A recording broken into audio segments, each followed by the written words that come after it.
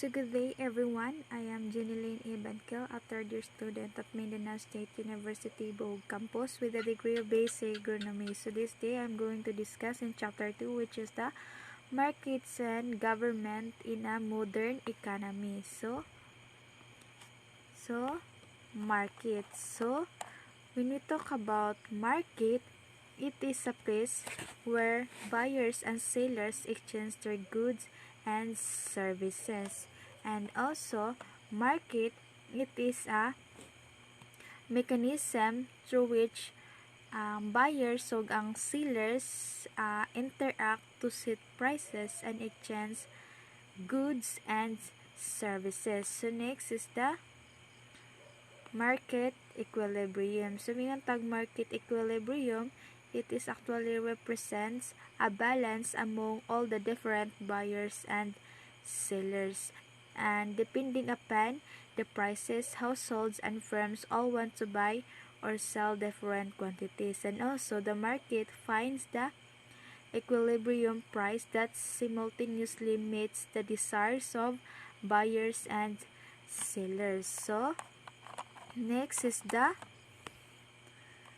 trade, money, and capital. So mingon ganita og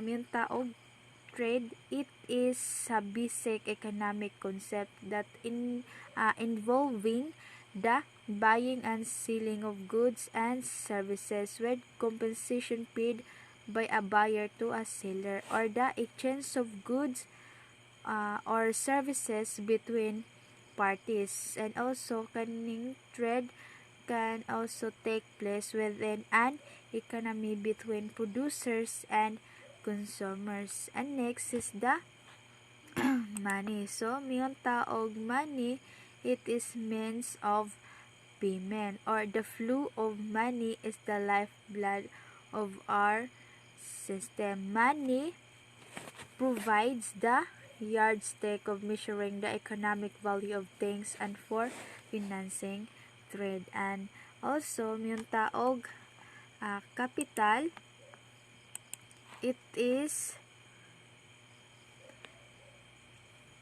includes a tangible assets such as machinery and equipment adapted for producing goods. And also capital is often defined as the wealth or financial strength of an individual or company. Next is the trade, specialization, and division of labor. So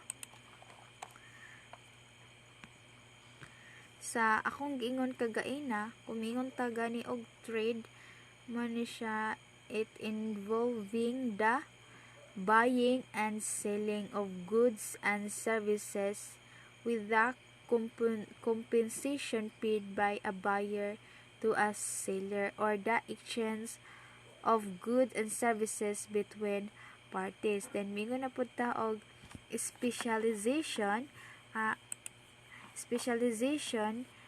It occurs when people and countries nag-concentrate their efforts on a particular set of tasks. It also permits each person and country to use to its best advantage at specific skills and resources. And also and division of labor. So mingon ta og division of labor,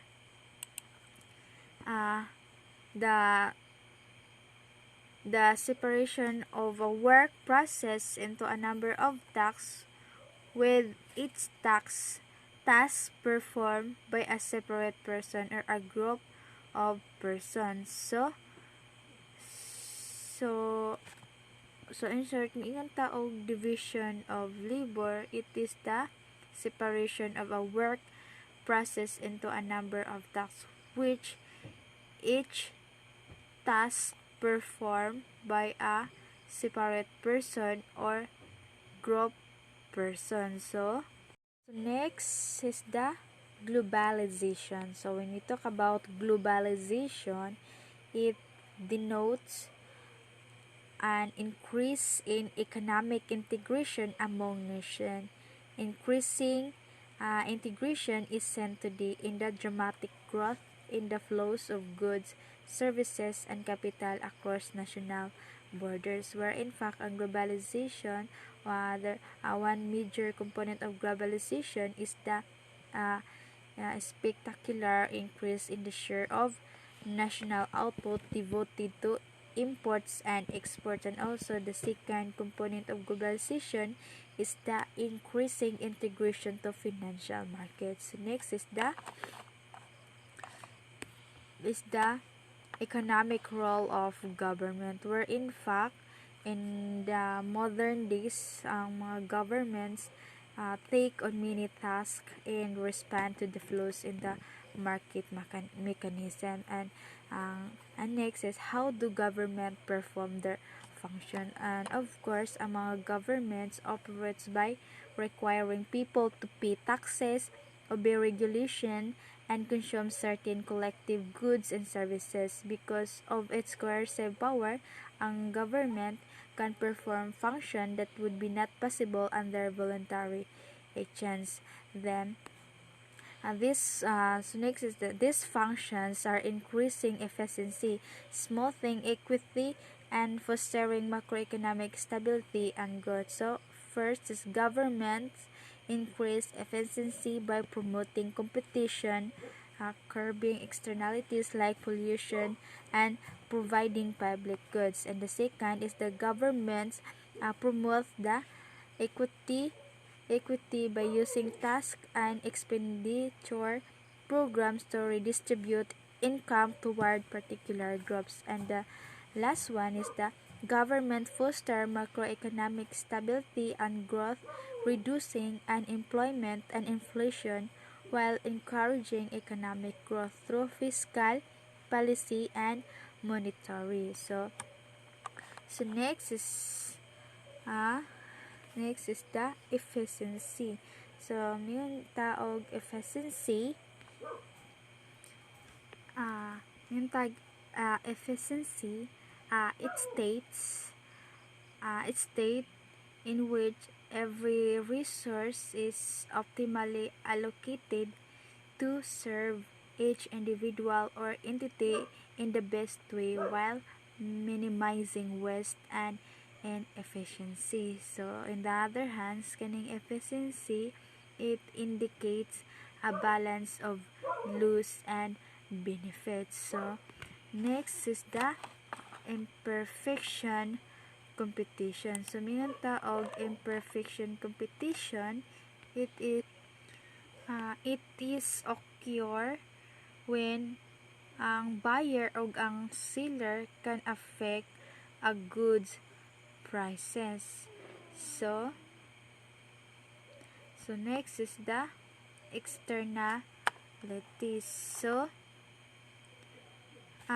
balik sa imperfect competition, ang